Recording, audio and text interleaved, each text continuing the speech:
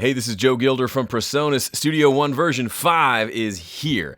And we've made a lot of updates. You'll see a lot of videos explaining that. But I want to go over in this video a bunch of updates we did to the plugins inside of Studio One. Now, I'm a self-proclaimed stock plugin junkie. That doesn't make a lot of sense. Most people go and buy a bunch of plugins for whatever reason. For years, long before I ever worked for Presonus, I just liked using the plugins available inside the software. So I've just used stock plugins and I've gotten great results from them because they're really powerful. Well, with version 5, we've given them a facelift. They all look amazing. And then we've done a bunch of tonal upgrades as well. Let's dive in.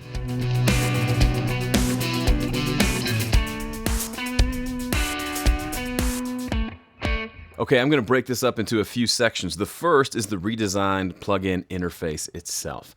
As you can see, the stock plugins inside of Studio One now have a new look. We updated the look several versions back, and it's been a while, so now they all have this nice, sleek, consistent look across all of the stock plugins in Studio One, which, by the way, you have a lot. I mean, look at all these.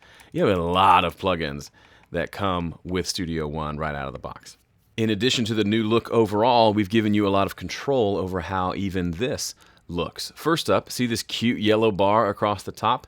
If you come over to this wrench in the mixer section, under visibility, you can now engage that to be on or off. So historically, it just looks like this, where it has this nice similar gray that's consistent with everything else in the session. However, if you want to colorize the plugin header, that header will now take on the color of its corresponding track. So we can see this track is yellow, now this plugin header is yellow. Same applies if we come over to this channel, that's also yellow, or this one, which is red. You can see the top of the plugin changes colors. It's kind of helpful to know if you have if you do a color coding system similar to what I do, where my drums are always one certain color, my buses are always one certain color. It's nice to know if I pull up a plugin like this and it's got yellow at the top, I know that's a vocal track, even without having to read right here. So just kind of a way to check yourself. Now for the other changes, you're going to want to go to Preferences, to the Appearance tab under General. Now if you haven't played around with this, there's actually a lot of cool stuff that we rolled out. I believe it was in version 4, like this luminance control. You can make your system as bright or as dark as you want. And what's cool is you can do a separate luminance control for just your arrangement. So maybe you want the arrangement dark, everything else light, or anywhere in between. Really, really cool options there. But you'll notice a new section here for plugins. Now we can change how our plugins look based on what we select here. So the dark mode is by default. That's probably the one you're most expecting to see. But if I flip over to the light mode, you can see the controls are now, let me apply this and get out of here. Now all these plugins have a nice light color to them. So if that's easier for you to see or to catch, and maybe you don't want the dark plugin on a dark background, you have the option to change that. The other option here is colored. That will mimic what you have set up for the rest of your settings inside of Studio One. It's more subtle here, as you can see. It's not doing huge changes there, but personally, I like the dark look there, but now you've got a bunch of options that you can use. In fact, I'm going to turn my luminance up for the rest of this video. Look how illuminated we are. So as I cycle through, you can see we have a lot of plugins included with Studio One, and this is what they all look like. So many options. I love it. But not only that, these generic plugins have their own facelift. They all look nice and clean and neat and new, but a few plugins got an overall complete facelift. Check it out. The first is Analog Delay. I love this plugin. I've used this plugin over and over and over and over and over again. I think it's a great delay, and now it looks great too. There's actually a couple of new sounding features as well. We'll talk about that in a second. The Chorus plugin looks great. To me, this has the vibe of like an Ampeg rig. I know that's not what it's supposed to look like, but I just like it. It's got a cool metallic look to it. Red Light Distortion, which I use all the time to add grit to channels, looks even better. Looks better than ever, and has a little more modern look to it. Rotor. We've had this plugin for a while. Maybe you didn't realize it was sitting there. You can apply a rotary speaker to whatever. An organ track, sure, but you want to put that on a guitar solo or a vocal or some background vocals, have at it, and it now looks more like the real thing.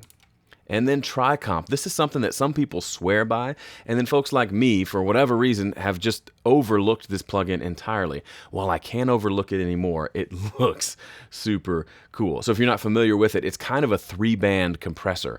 Combo of multi-band compressor, but it does some of the under the hood stuff for you, but it's really, really cool. I'm going to be playing with this more, and there's a couple cool new features here as well that I'll show you a little bit later in the video. But boy, these suckers look great.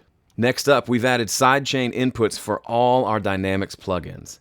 So as you can see, we've got 1, 2, 3, 4, 5, 6, 7 different Dynamics plugins, meaning compressors and a gate and an expander and a limiter.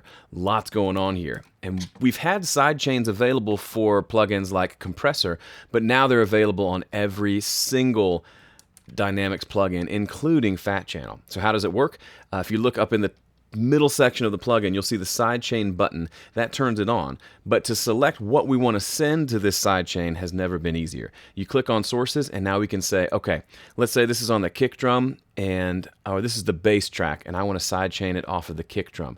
I can do that by just coming and finding the kick drum here and selecting it. Let's say I want to do it off the kick and the snare. Sure, why not? How about the kick and the snare, and then there's this one electric guitar that's really bass heavy that I'd like to trigger as well. Boom. We can select multiple things to feed this compressor. So now the compressor, if you're not familiar with sidechaining, the compressor will now listen to those sources, but it will be compressing whatever track this compressor is on.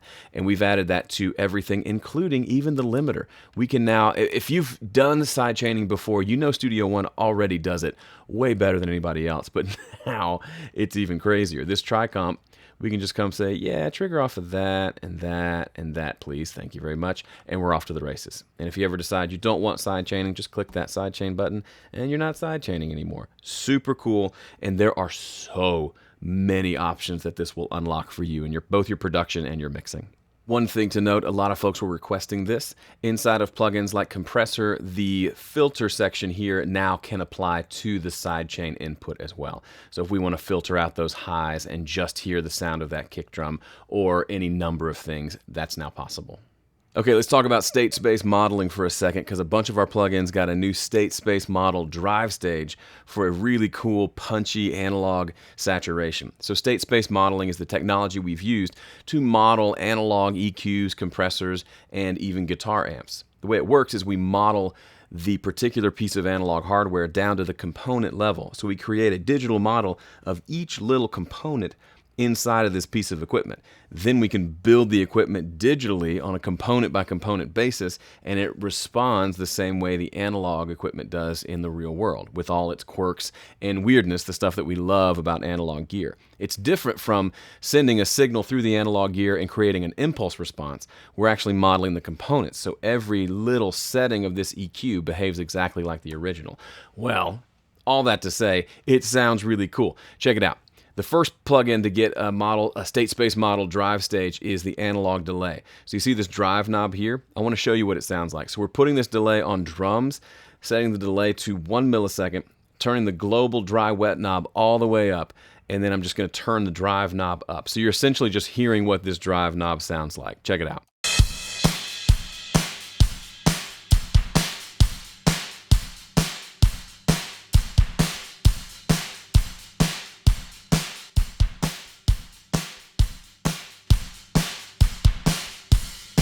I mean, isn't that pleasant? That may be too much to put across your entire drum mix, but imagine the punchiness you can now get and this cool grit, but it's not distortion out of whatever you send to your analog delay.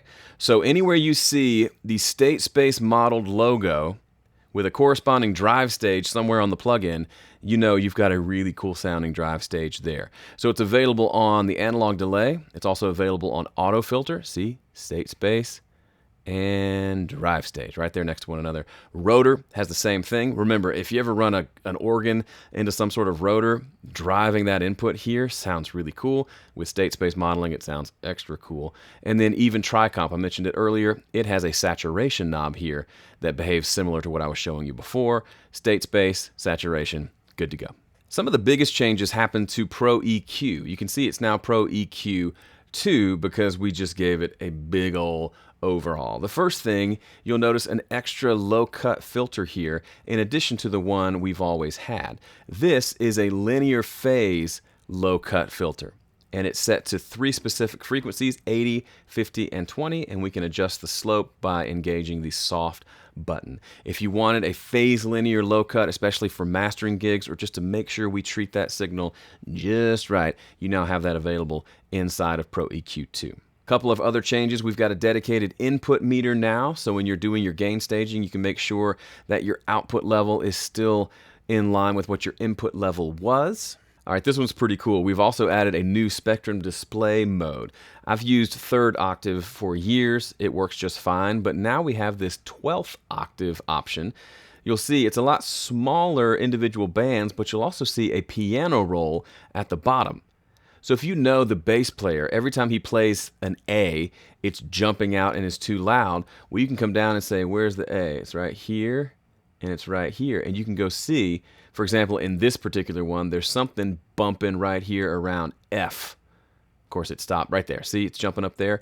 Just gives us some information about what's happening. If we have note-specific things that are happening, we can find them a little easier because we might already know the key of the song and know what note is being played. Super cool. We've also given you the ability to change the level range of the EQ. So instead of just seeing 24 decibels above and below the 0 line, you can change it to 12 or even 6. We're not changing how much of a boost or a cut is here, we're just changing how it looks. I remember when I switched to Studio One, I was on a system where the EQ curve looked like this, but I switched to a system that was like this. So if I were to make it look the same as the previous system, I would actually have been boosting and cutting double. So it was just a visual thing, but if you find yourself in that situation where you say, this should be about 6 dB, but you look and it's closer to 12, well, maybe come in here and change your level range, so then you can make your adjustments and you do something like this, and that is 6 decibels. Really cool option. One quick note on the gate plugin, we've consolidated the threshold and open settings into just a single threshold knob, so the gate should be a lot easier to use. Limiter has gotten a couple of upgrades that are super cool. First of all, we've got 2 different limiting modes. They just behave differently, so you can listen to each and decide which one you want for which situation. We've also given you the ability to control the attack time to go from fast to normal to slow. As you can imagine, I've only begun to scratch the surface of what these plugins can do. Each plugin could really have its own video series here on YouTube. But what I would recommend to you now is go into Studio One and just play around with these plugins. Get yourself into trouble, push them to their limits, see what they can do. You'll discover lots of fun little Easter eggs hidden inside. That's one of the things I love about Studio One. If there are any particular plugins you'd like to see more content around, come back here and leave a comment and let me know, and I'll do my best to help as many of you as I can. As always, thanks for watching. Be sure to subscribe so you don't miss more great content from us. We got a lot of fun things heading your way now that we're into Studio One version 5. See you in the next one.